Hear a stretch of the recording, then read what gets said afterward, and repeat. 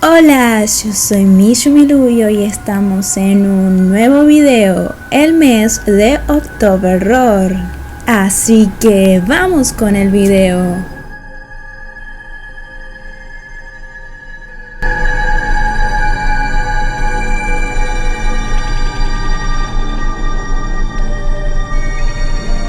Versiones. Desde el punto de vista nuclear, la leyenda de La Llorona es la historia de una dama blanca o dama de agua vinculada a ciertos lugares de poder y que tiene una naturaleza infernal oracular. Sin embargo, la leyenda cuenta con múltiples versiones en casi todos los países de Hispanoamérica.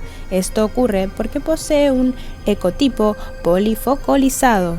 Es decir, en realidad es una familia de leyendas con un perfil translocalizado en diversos puntos del continente americano. Esto produce la creación de diferentes versiones, donde las diferencias son apenas aparentes, porque en el fondo la historia es la misma, la figura fantasmagórica de una mujer vestida de blanco que recorre los ríos buscando y llorando a los hijos que perdió. La mayoría de los relatos coinciden en que la mujer mató a su hijo o a varios hijos, ahogándolos en un río, razón por la cual es maldecida y solloza eternamente por el dolor que esto le causa. Sin embargo, la historia adquiere características y matices particulares de la zona geográfica y cultural donde se cuenta.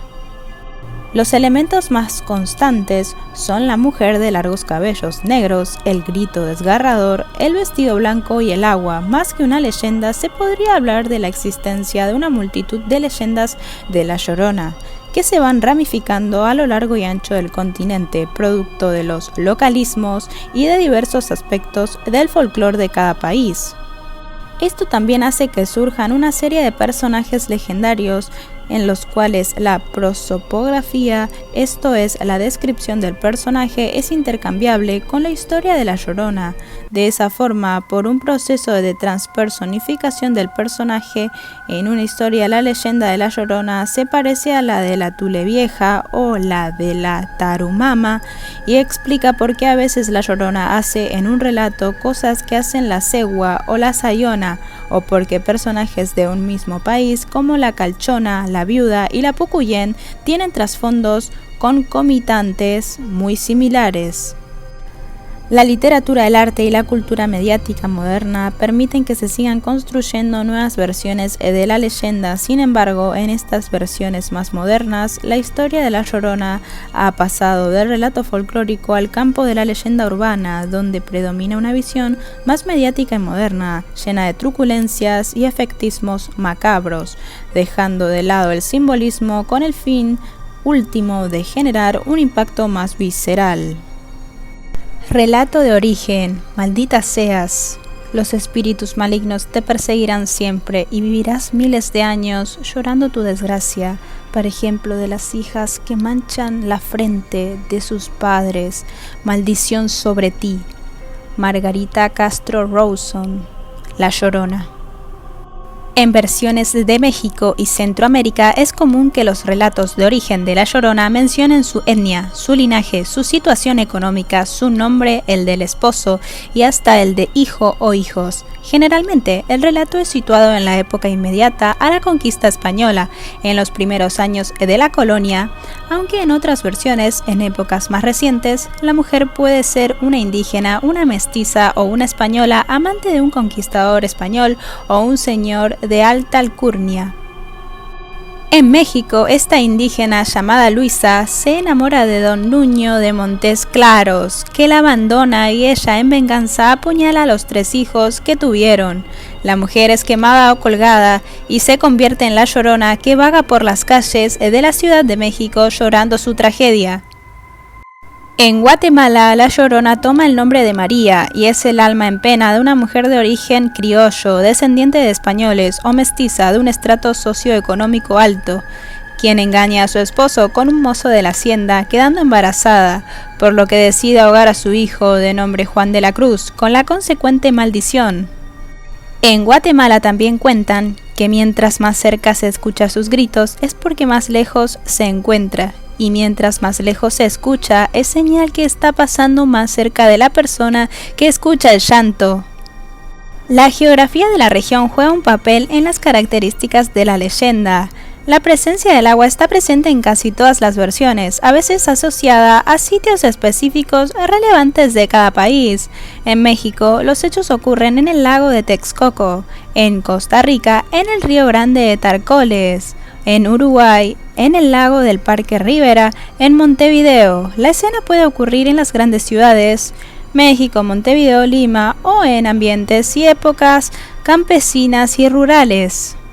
En Nicaragua, la Llorona es el alma en pena de una indígena de Moyogalpa, en la isla de Ometepe, que se enamoró de un blanco en contra de los consejos de su madre. No hay que mezclar la sangre del esclavo con la sangre del verdugo, y que luego de ser abandonada, ahoga a su hijo en el lago de Nicaragua, pero arrepentida se metió al agua para salvarlo sin éxito. En Venezuela, el relato de origen está relacionado con los llanos venezolanos. Una mujer muy joven se enamora de un soldado que la abandona al embarazarla, y ella, como no tiene idea de cómo criar un infante, desesperada por el llanto del niño, lo mata con sus propias manos. Arrepentida, su llanto llama la atención de los vecinos y familiares que la maldicen. Ella huye hacia el llano y se convierte en un espanto que roba niños que están solos, ya sea en sus casas o en las orillas de ríos o quebradas. En el Perú, la Llorona, con su gemido lúgubre, anuncia la muerte a las personas cercanas, a los campesinos que se atreven a entrar en las huacas, razón por la cual los vecinos evitan entrar en las ruinas de los antiguos monumentos aborígenes. Este mito está muy extendido en la zona costera norte y en la sierra peruana. En general, en los relatos folclóricos, las personas se topan a la Llorona vagando por los ríos, a veces solo escuchan su llanto desgarrador. En la foto, mujer desnuda entre los juncos de John Reinhard Wewelin. Otra variación es el motivo del asesinato del niño o niños. La mayoría de las historias cuentan que la mujer, tras ser abandonada por el hombre, asesina a sus hijos por locura o por venganza, pero también puede ser que la muerte sea accidental, mientras la madre lava en un río, como ocurre en algunas versiones de México, Guatemala y Nicaragua. En una versión de Costa Rica, la Llorona ahoga a su hijo recién nacido en el río por locura y vergüenza, al ser rechazada por su familia, su pueblo o la sociedad en general, por ser madre soltera o por embarazarse estando prometida a otro. En otra versión costarricense, la Llorona padece de una enfermedad mental y ahoga a su hijo de forma accidental mientras lo baña en el río. Otro relato de origen venezolano cuenta que la mujer mataba a sus hijos con cada parto sin sentir remordimiento. El cura de su pueblo se entera y al ver que está embarazada de nuevo, le aconseja darle de mamar al niño antes de matarlo. Tras hacerlo, ella siente una gran culpa y desde entonces vaga por los campos llorando de dolor, buscando a sus hijos y asustando a todo el que se le atraviesa en su camino.